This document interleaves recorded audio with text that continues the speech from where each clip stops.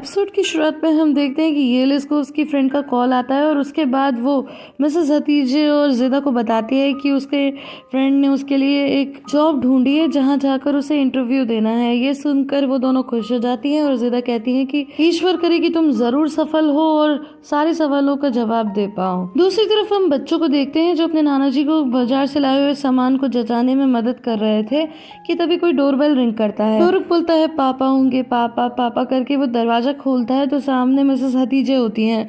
उन्हें देखकर वो बहुत ही उदास हो जाता है और यहाँ पर निशान का चेहरा ऑलमोस्ट रोने सा हो जाता है और फिर दोनों बहन भाई एक दूसरे के पास बैठ जाते हैं और डोरुक निशान के कंधे पर अपना सर रख लेता है और ये देखकर दोनों नाना नानी बहुत ही उदास होते हैं। सीन में हम बाहर को देखते हैं जो पेडागॉग से मिलती है और वो उन्हें सारी सिचुएशन समझा देती हैं और कहती हैं कि मैं तुमसे और निशान से मिलना चाहूँगी जब मैं वापस लौट कर आऊँगी। तो वो कहती है कि ठीक है ज़रूर और थैंक यू कहकर वहाँ से चली जाती है।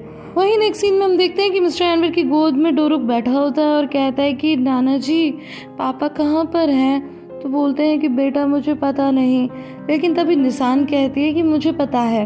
बोलता है कहाँ हैं, तो कहती है कि वो अपने घर में है, अपने नए घर में। ये सुनकर मिस्टर एनवर और भी ज़्यादा दुखी हो जाते हैं। अब ऐसे ही बातें वो लोग कर रहे थे कि तभी वहाँ पर फिर से डोरबेल रिंग होती है और जो दरवाज़ा खोलते हैं तो बाहर होती है और बाहर कहती है कि बच्चों। तो मिसेस हतीजे उसका वेलकम करती हैं और बाकी लोग तो ऑफकोर्स बहुत ही उदास थे।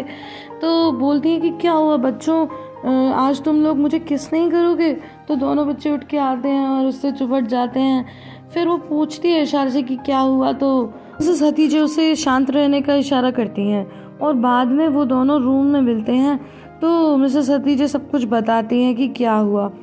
ये सुनकर बाहर थोड़ी सी उदास होती है। उसके बाद मिसेस हतीजे बोलती है कि आज क्या हुआ।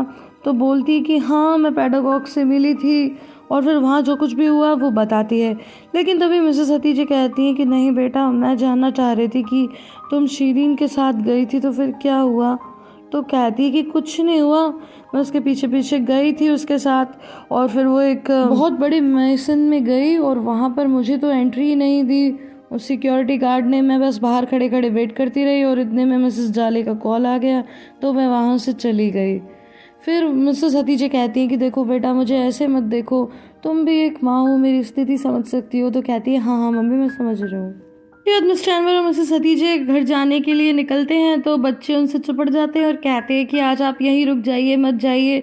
लेकिन मिस्टर एनवर कहते हैं कि बेटा हम जाएंगे और फिर से आ जाएंगे, फिर जाएंगे फिर से आ जाएंगे, हम हमेशा के लिए थोड़ा ही जा रहे हैं, ऐसे हम आते जाते रहेंगे।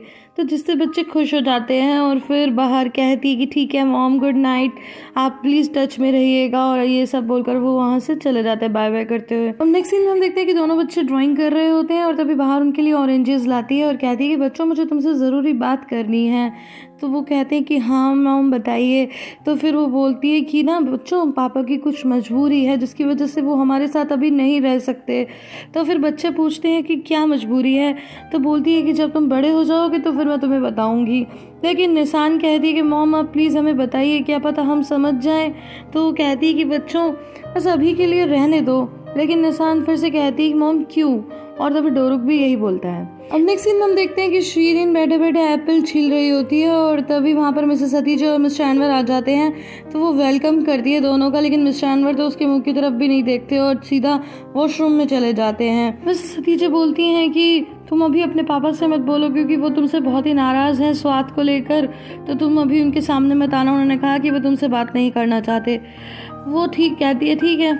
इसके बाद में मिस्टर एनवर वॉशरूम से आते हैं और वो चैनल चेंज कर देते हैं। तो बोलती है पापा आपने चैनल क्यों चेंज किया, मैं देख रही हूँ। तो वो बोलते हैं कि लेकिन मुझे यही देखना है। इसके बाद मिसेस हतीजे बोलती है कि ठीक है मैं चाय बनाकर लाती हूँ। लेकिन जब वो किचन में जाती है तो ये देखकर एकदम शॉक्ड हो जाती है कि वहाँ पर कॉफ़ी मेकर मौजूद होता है एकदम नया, और वो शीरीन को आवाज़ देने ही वाली होती है कि तभी उनको ध्यान आता है और वो फटाफट चेयर लगाकर ऊपर देखती है। तो गाइस ऑफ कोर्स वहाँ पर तो पैसे होते ही नहीं हैं। तो फिर वो दूसरे बर्तन में देखती है तो उसमें भी पैसे नहीं होते क्योंकि पैसे तो शीरीन ऑलरेडी निकाल चुकी है।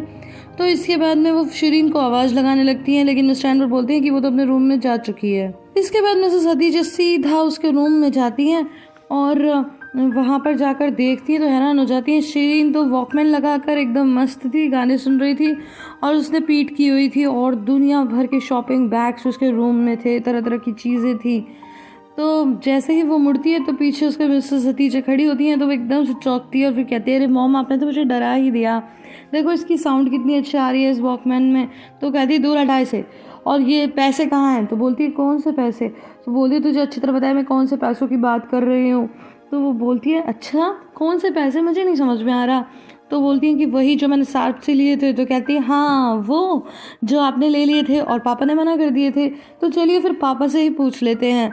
अब ये सुनकर मिसेस हतीजे रुक जाती हैं और उसे भी रोक देती हैं और वहाँ से चली जाती हैं।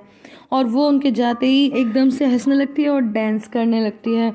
तो अब नेक्स्ट सीन में हम देखते हैं कि मिसेस हतीजे अपने रूम में बैठकर रो रही होती हैं और तभी वहाँ पर मिस्टर एनवर आते हैं और उन्हें इस तरह परेशान देखकर वो बहुत ही ज़्यादा दुखी हो जाते हैं और बोलते हैं कि हतीजे क्या हुआ, मुझे बताओ बताओ। तो बोलती है पहले हम कितने प्यार से रहते थे, आप, मैं, शीरीन, हमारा कितना अच्छा परिवार था, सब कुछ कितना बिखर गया, और इस तरह की बातें करने लगती हैं।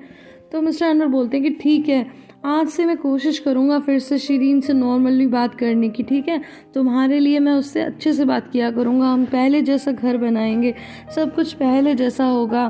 तो बोलती है लेकिन, बोलते हैं नहीं मैं तुम्हारे लिए इतना तो कर ही सकता हूँ। गाइस मैं सोच रही थी कि भले ही शीरीन जैसी भी हो, कम से कम मिस्टर एनवर और मिसेस हतीजे के बीच में तो प्यार है ना। इसके बाद मिस्टर एनवर शीरीन के पास जाते हैं और कहते हैं कि बेटा मैं तुमसे बात करना चाहता हूँ। तो वो कहती है कि हाँ पापा बोलिए। तो वो कहते हैं कि देखो गलती सबसे होती है, मुझसे, तुमसे, तुम्हारी मॉम से। अब देखो मुझे तुम पर इतना रिएक्ट नहीं करना चाहिए था, पर तुम जानती हो ना कि जो कुछ भी मैं कहता हूँ तुम्हारी भलाई के लिए कहता हूँ। तो वो कहती है कि हाँ पापा। तो कहते हैं कि जो भी मैंने रिएक्ट किया उसके लिए मैं तुमसे माफ़ी मांगता हूँ। तो कहती है कि नहीं नहीं पापा आप मुझसे माफ़ी मत मांगिए। और ये सब बोलते हुए शीरीन इमोशनल हो जाती है और कहती है कि आप तो बहुत अच्छे हो, मैंने ही आपको हमेशा दुख दिए हैं, आप एकदम हीरे की तरह हो। और फिर दोनों रोते हुए एक दूसरे को गले लगा लेते हैं। फिर वो बोलती है कि मेरी वजह से मॉम भी रो रही थी, मैंने हमेशा उन्हें दुख पहुंचाया है, तो क्या वो मुझे माफ़ कर देंगी? तो कहते हैं कि हाँ वो तो तुमसे बिल्कुल भी नाराज़ नहीं है। इसके बाद शीरीन बाहर आती है कमरे से और मिसेस हतीजे को गले लगाते हुए बोलती है कि मुझे माफ़ कर दीजिए और क्या मैं पहले की तरह आप लोगों के लिए चाय बनाऊं? तो वो हाँ करते हैं। इसके बाद वो अंदर जाकर चाय तो बनाती है मगर वो टोंट में फिर से मुस्कुराती है। अब नेक्स्ट सीन में हम पीरिल को देखते हैं और वो सार्प से माफ़ी मांगती है और कहती है कि वो फ़ोटोज़ देखकर मुझे एकदम से गुस्सा आ गया था और मुझे समझ ही नहीं आ रहा था कि मैं क्या करूं। पर वो कहता है कि तुम फिर वो फ़ोटो देखकर किसी कंक्लूजन पर नहीं पहुंची? तो वो कहती है कि नहीं, क्योंकि वैसे भी शीरीन ने मुझे बता दिया था कि वो फ़ोटो तो नकली हैं और मैं जानती थी कि तुम कभी कुछ ऐसा नहीं कर सकते, बस मुझे उस घर में नहीं जाना चाहिए था। इसके बाद वो कोई खास जवाब नहीं देता और अपना काम करने लगता है। तो फिर बाथरूम में जाकर फिर मिस्टर स्वाद से बात करती है। तो मिस्टर स्वाद कहते हैं कि बताओ क्या रहा, क्या वो मान गया? तो कहती है कि ऐसा लग तो रहा है लेकिन अभी पूरी तरह बात नहीं बनी। तो मिस्टर स्वाद कहते हैं कि धीरे धीरे मनाओ और हाँ बच्चों को बीच में लेकर आओ, तब वो कभी मना नहीं कर पाएगा। अब नेक्स्ट सीन में हम देखते हैं कि मिसेस हतीजे एक बार फिर से शीरीन के रूम में जाती हैं और शीरीन अभी भी वॉकमैन में गाने सुन रही थी। तो जैसे ही वो रूम में आती है तो कहती है हाँ मॉम बोलिए। तो इसके बाद वो बोलती हैं कि शीरीन तुम्हारे पापा से बन गई है, अच्छा रहा। तो ये बताओ क्या तुमने सारे पैसे खर्च कर दिए बाहर के? तो बोलती है कि मुझे पता नहीं, शायद कुछ बचे हों, लेकिन अब क्योंकि मेरे और पापा के बीच में अच्छा रिश्ता हो गया तो क्या मुझे पैसा लौटाने होंगे? मैं आपके लिए इतना ही कर सकती हूँ कि मैं पापा को कुछ नहीं बताऊँगी, बस ये ठीक है। इसके बाद बेचारी मिसेस हतीजे वहाँ से चली जाती हैं। अब हमें नेक्स्ट डे मॉर्निंग का सीन दिखाया जाता है जहाँ पर सार्प जब सोकर उठता है तो अली उमर और पीरिल उसके पास ही होते हैं और पीरिल बहुत ही इमोशनल बातें करने लगती है और कहती है कि ये बच्चे बेचारे कभी घूमने नहीं गए, हम कहीं नहीं जाते, बस अंदर ही अंदर बंद रहते हैं। तो मैं सोच रही थी कि क्यों ना हम कहीं लेके जाएं जहाँ हम इन्हें थोड़ी सी हॉर्स राइडिंग करा दें या थोड़े बहुत झूले झुलवा लें, ताकि बच्चों को थोड़ा तो चेंज होगा। हमेशा अंदर ही रहते हैं, शायद हमें वहाँ कोई खतरा ना हो। तो गैस अब समझ रहे हैं उसे तो किसी तरह बाहर लेकर जाना है सार्प को। तो सार्प भी इमोशनल हो जाता है और कहने लगता है कि जब मेरे पास पैसे नहीं थे तो मैं हमेशा सपना देखा करता था कि मेरे पास भी एक घोड़ा होगा, फार्म हाउस होगा, लेकिन अब मैं घोड़ा ज़रूर खरीदूंगा। तुम इन लोगों को कह दो कि हम 11 बजे जाएंगे। इसके बाद वो कहती है ठीक है मैं बच्चों के लिए ब्रेकफास्ट बना लेती हूँ और तुम अभी हो बच्चों के पास? तो कहता है हाँ। और बाहर आकर वो लैला से कहती है कि जाओ बच्चों के लिए ब्रेकफास्ट बना लो। लेकिन लैला कहती है कि बच्चों ने तो ब्रेकफास्ट कर लिया क्योंकि वो जल्दी उठ गए थे। तो कहती है ठीक है, लेकिन आगे से कभी भी बच्चे जल्दी उठे तो उन्हें ऐसे ब्रेकफास्ट मत कराना, पहले मुझे बताना। दूसरी तरफ हम देखते हैं कि पीरिल के जाते ही सार्फ कॉल करता है मुनीर को और कहता है कि क्या कुछ पैसों का अरेंजमेंट हो सकता है। अब नेक्स्ट सीन में हम देखते हैं कि बाहर तरलाबाशी में आ रही होती है और तभी वो रिफ की शॉप पर आती है और उससे उसका हाल चाल पूछती है और फिर कहती है कि तुम कैसे हो। तो वो कहता है कि हाँ पहले से काफ़ी बेटर हूँ, तुम कैसी हो। तो कहती है हाँ लगभग ठीक ही हूँ। फिर बताती है कि मैं आज मार्केट गई थी तो वहाँ पर एक शॉप है और जैसे ही मैंने उसे बताया कि तरलाबाशी में रहती हूँ तो वो फ़ौरन ही तुम्हारे बारे में जान गया और उसने कहा कि वो तो तुम्हें जानता है, तो वहाँ पर मेरा इंटरव्यू है, क्या तुम एक बार बात कर लोगे, वहाँ तो बहुत से लोग इंटरव्यू देने आएंगे। तो वो कहता है कि तुम किस शॉप की बात कर रही हो। तो कहती है कि वही जो बड़ी सी स्टेशनरी शॉप है उसके पास जो ब्राइडल शॉप है उसकी। तो कहता है अच्छा वो, हाँ वो आदमी तो मुझे अच्छी तरह जानता है, ठीक है मैं कर लूँगा बात। फिर बाहर कहती है थैंक यू सो मच और जानने लगती है। तो वो फिर रोकता है और कहता है कि क्या तुम्हारे पति की कोई खबर मिली। तो कहती है नहीं अभी तक तो कोई खबर नहीं मिली। तो फिर बोलता है देखो मुझे गलत मत समझना पर मेरी नज़रें हमेशा तुम्हारे ऊपर रहेंगी क्योंकि मैं नहीं चाहता कि कोई तुम्हें तकलीफ पहुंचाए। इसके बाद बाहर शॉप से जाने लगती है और रास्ते में उसे मोबाइल में कोई मैसेज आता है जिसे पढ़ने के बाद वो इतनी हिम्मत ही नहीं कर पाती कि अपार्टमेंट के अंदर जा पाए, बल्कि वो वहीं सीढ़ियों पर ही बैठ जाती है। अब ये देखकर आरिफ दौड़कर उसके पास आता है और उसे जैसे तैसे खड़ा करता है और अंदर ले जाने लगता है। तो वो कहती है कि ठीक है मैं चली जाऊंगी, लेकिन वो कहता है कि नहीं कोई बात नहीं। फिर वो उसे ऊपर तक ले आता है और कहता है कि तुम ठीक तो हो ना, क्या बात है। तो वो कहती है कि मुझे अभी अभी सार्फ का मैसेज आया है जिसमें लिखा है कि मैं तुमसे मिलना चाहता हूँ, और ये मैसेज पढ़ने की वजह से ही मेरे हाथ पैर सुन्न पड़ गए और मेरे घुटने भी मेरा साथ नहीं दे रहे चलने में, लेकिन तुम एक बार फिर से आ गए, तुमने मुझे संभाला और मेरी मदद की।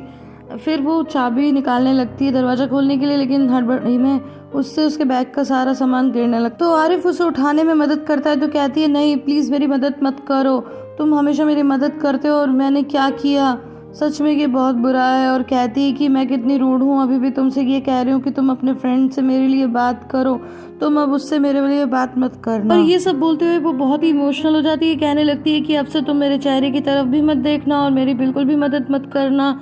और फिर वो जाने लगती है। तो आरिफ उसे आवाज़ देता है और कहता है कि मैं ठीक हूँ। गाइस आई होप आपको ये वीडियो पसंद आई होगी। अगर पसंद आई है तो इसे लाइक शेयर एंड कमेंट करना बिल्कुल भी ना भूलें। फिर मिलती हूँ अगले वीडियो में, तब तक के लिए bye bye and take care.